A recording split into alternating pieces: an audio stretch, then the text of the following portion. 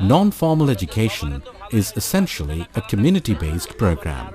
It is the uniqueness of this system that enables illiterate, poor and deprived people to get involved in the planning, management and supervision of local learning centers.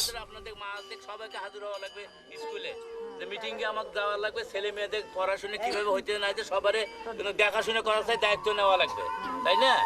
মাদের কোনো একটা দায়িত্ব থাকবেন, এইটা যে স্কুলে মুসলিমের স্কুলে যে সাহায্য দিতেছে বা পড়াশোনা করতেছে, আমার ছেলে মেয়ে ভালো পড়াশোনা করতেছে, এটা তো ভালো সবারে নাকি?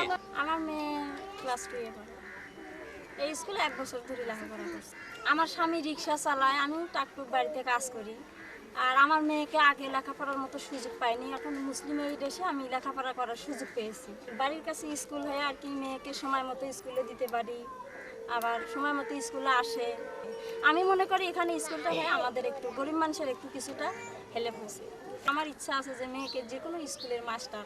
আমার স্বামী লেবারি কাজ করে, এখন আমার মেয়ে লেখাপড়াও সুন্দর পারে।